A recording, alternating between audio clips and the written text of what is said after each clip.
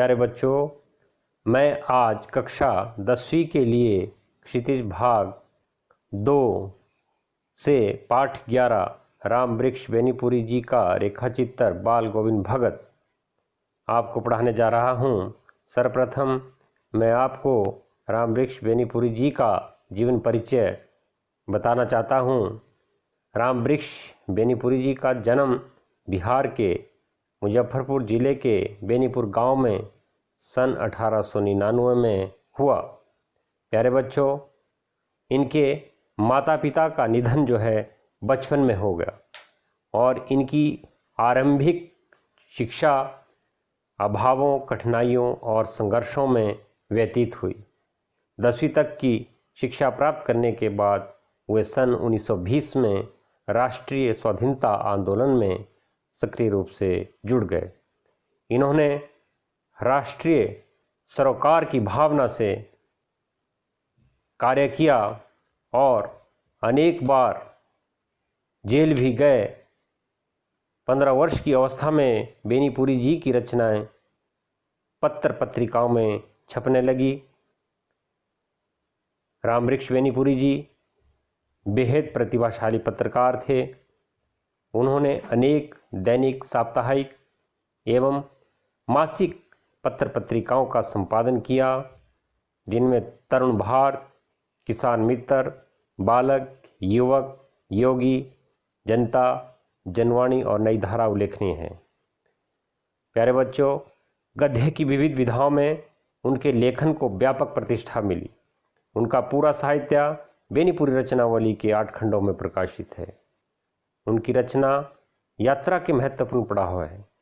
पतितों के देश में उपन्यास, चिता के फूल कहानी, अम्बपाली इनका नाटक है। माटी की मूर्तें, रेखाचित्र, पैरों में पंख बांधकर यात्रा वृत्तांत, जंजीरें और दीवारें संस्मरण आदि हैं। उनकी रचनाओं में स्वाधीनता की चेतना, मनुष्यता की चिंता और इतिहास की योगानुरूप व्याख्या है। विशिष्ट शैलीकार होने के कारण उन्हें कलम का जादूगर भी कहा जाता है। प्यारे बच्चों, बाल गोविंद भगत रेखाचित्र के माध्यम से लेखक ने एक ऐसे विलक्षण चरित्र का उद्घाटन किया है जो मनुष्यता, लोक संस्कृति और सामूहिक चेतना का प्रतीक है। प्यारे बच्चों, लेखक ने माना है कि वेशभूषा या बाह्य अनुष्ठानों से कोई सन्यासी नहीं होता। सन्यास का आधार जीवन के मानवीय सरोकार होते हैं। बाल गोविंद भगत इसी आधार पर लेखक को सन्यासी लगते हैं। यह पाठ सामाजिक रूढ़ियों पर प्रहार करता है। इस रेखा चित्र की एक विशेषता यह है कि बाल गोविंद भगत के माध्यम से ग्रामीण जीवन की सजीव झांकी देखने को मिलती है। प्यारे बच्चों, अब हम जो है बाल गोविंद भगत के रेखा चित्र के बारे में पढ़ेंगे। बाल गोविंद भगत मझोले कद के कोरे चिट्टे आदमी थे। मझोले का मतलब होता है ना अधिक ऊंचे कद के थे और ना ही छोटे कद के थे। 60 से ऊपर के ही होंगे। उनकी जो आयु है वो 60 वर्ष से अधिक थी। बाल पक गए थे। उनके जो बाल है वो सफ़ेद हो गए थे।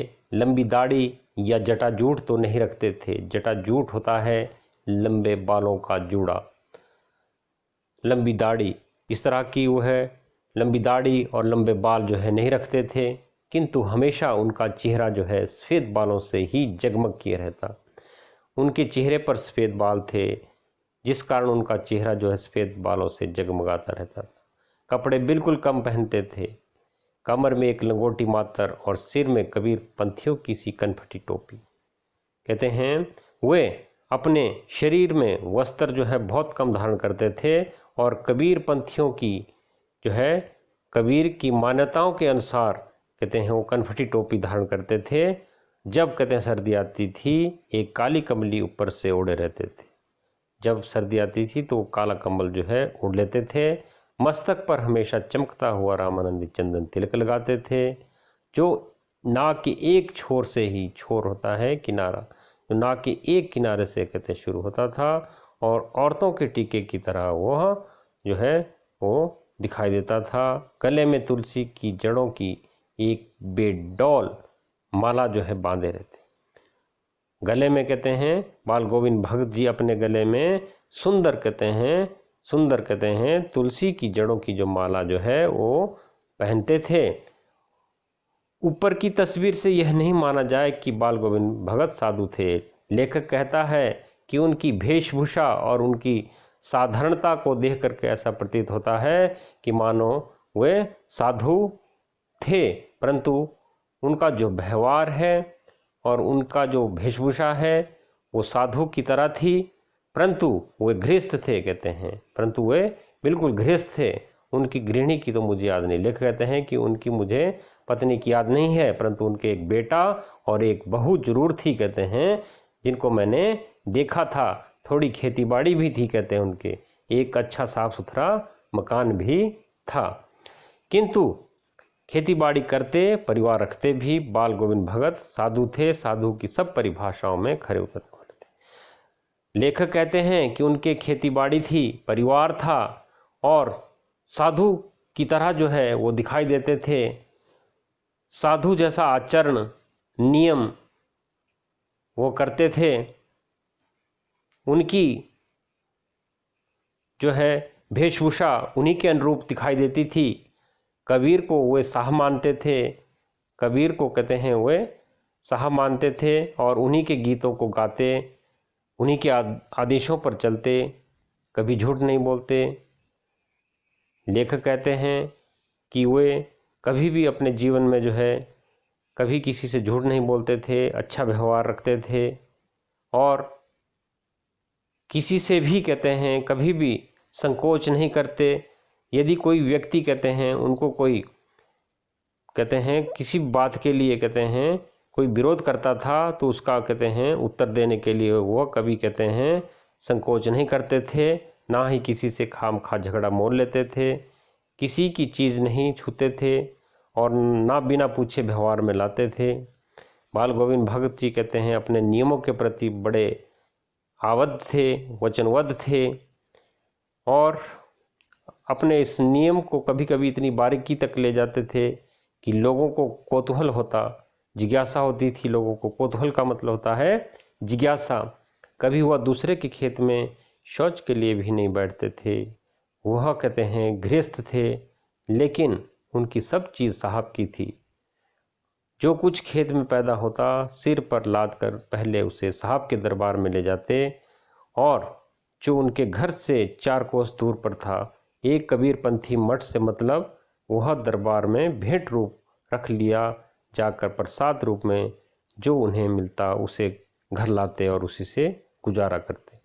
बाल गोविंद भगत कहते हैं कबीर को अपना साहब मानते थे और उन्हीं के अनुरूप अपनी सभी क्रियाओं को कहते हैं करते थे और जो भी उनके खेतों में उपज होती थी उसको सबसे पहले जो है कबीर मठ में जो है वो भेंट करते थे और भेंट स्वरूप उनको जो प्रसाद मिलता था उससे अपने परिवार का गुजारा जो है वो करते थे। प्यारे बच्चों, बाल गोविंद भगत का संगीत अत्यधिक मधुर था और लेखक जो है उनके मधुर संगीत को सुनने के लिए आतुर रहते थे। कबीर के वह सीधे साधे पद जो उनके कंठ से निकलकर सजीव हो उठते थे। आषाढ़ की रिमझिम है, समूचा गांव खेतों में उतर पड़ा है।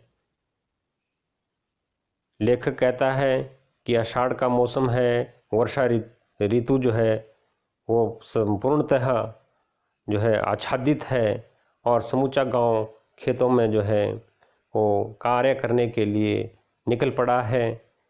कहीं खेतों में हल चल रहे हैं और कहीं जो है खेतों में धान की रुपाई कर रहे हैं। धान के पानी भरे खेतों में बच्चे उछल कूद कर रहे हैं और औरतें सुबह का नाश्ता लेकर के अपने परिवार के सदस्यों को जो है लेकर भोजन लेकर मेड़ पर बैठी हुई है। प्यारे बच्चों, इस पाठ का शेष भाग मैं आपको भाग 2 में पढ़ाऊंगा। धन्यवाद।